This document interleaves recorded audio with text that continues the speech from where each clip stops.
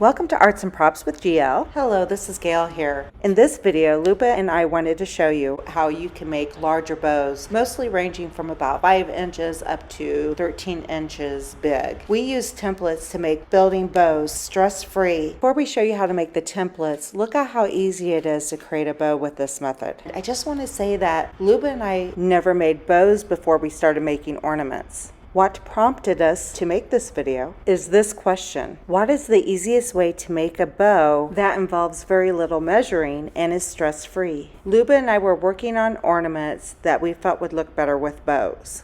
After we made bows, we looked at them and thought, oh my gosh, these are lopsided. They don't look that good. So we decided that it would be best to problem solve how to make bows before we moved on with our ornaments. Our solution is making these templates, and wow, is it a game changer. All of these templates are made from recycled box lids. So we just cut off the tops of the box lids and we're cutting them down to make our templates. Each template will have a different bow length ranging from about 6 inches to 12 inches. Above, I'm cutting a cardboard to 8 by 6 inches. 6 inches will be the height of all of my boards, whereas the width will be determined by the length of the bow. So in this case, the bow length will be 8 inches. Then in the center, I'm going to remove a little bit of the cardboard to create a slit for the width of the ribbon and the wire. In this case, the widest ribbon I will use will be 3 inches. If you're using a cutting board, take the 8-inch board and move it to the center so it's a little bit over 4 inches. Then you're going to make a cut, but you're not going to cut all the way through. Think about cutting through a little bit over 4 inches.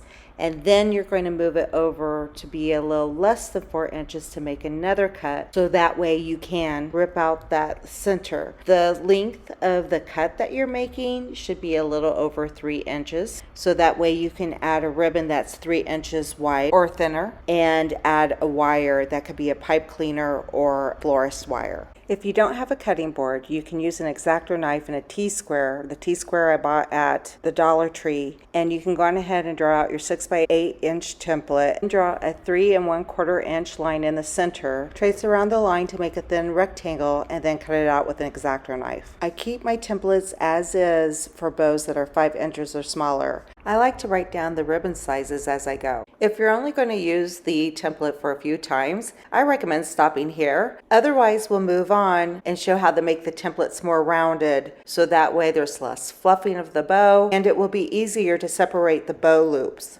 Option 1 works well for bows that are 5 inches and smaller. For larger bows, you may want to add foam edges. Option 2 is great if you plan on keeping your templates for a while and you want to reuse them. This will help the wire and the ribbon from getting kinks in it, and it will make it easier to spread the bow out if you're making a bow that has 4 loops or more. Right here, I'm just cutting out foam sheets that are 3 by 4 inch rectangles, and then I'm taping it onto the sides just to give it a little bit more support. To prevent the board from getting bends in it, I'm taking popsicle sticks and I'm taping down 2 on one side, going from one edge to the other side, turning over the template and taping one down in the center.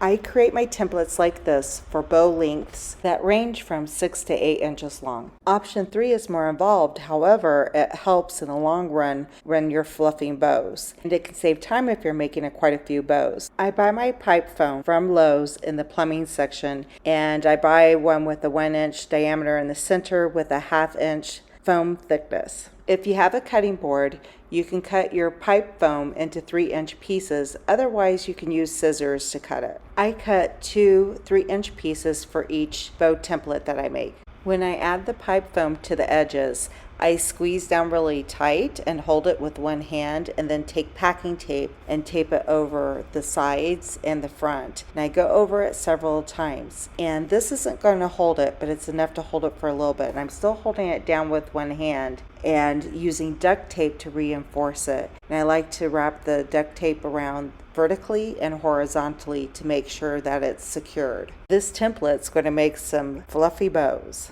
After securing the pipe foam with duct tape, I am adding the popsicle sticks. On one side, they will go from one edge to the other side, and I'll tape it down and then turn it over and tape one in the center to keep the board from bending. Lupa and I use this option 3, for bow sizes 9 inches to 13 inches long. To waterproof our templates so we can keep them sanitized, Luba and I use duct tape to cover the entire template. Here's a super fast demo to demonstrate our duct taping process. We will be showing a variety of bows for different holidays using these templates.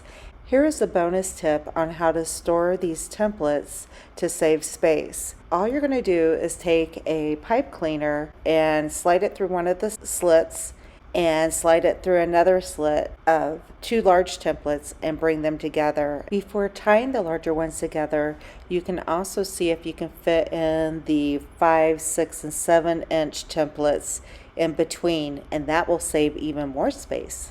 There are 2 main ways to begin your bows. The first way involves threading the ribbon through the back side. You want the ribbon to be going the same direction that your ribbon's going through on the front side. In other words, you don't want to fold it backwards because you'll lose the loop. So it's kind of like making a shoelace where the ends of the laces are on opposite sides. And then you're just wrapping it over. I've gone around twice, so that way I'm creating 4 loops. Every time I go past my thumb in the center, that's 1 time around, which creates 2 loops. After I do that, I'm taking the pipe cleaner, bringing it down.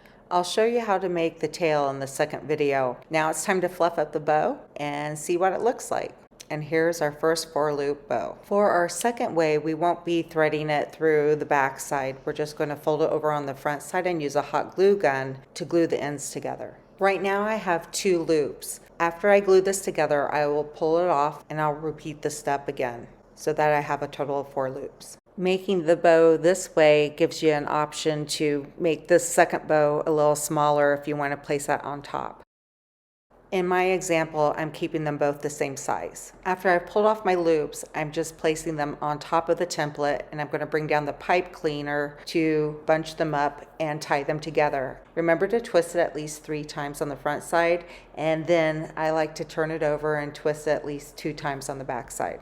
To create the tail, determine how long you want your ribbon to be, then fold it in half. And then once you fold it in half, you want to make a crease there, and then you want to turn up the end so that you're folding in half again, so that way you can cut from the center to the wire on the outside at a diagonal to create dovetails or snake tongues. You can add the dovetails to the back side of the bow by using hot glue, or you can unwrap the wire and add the dovetail to the back side.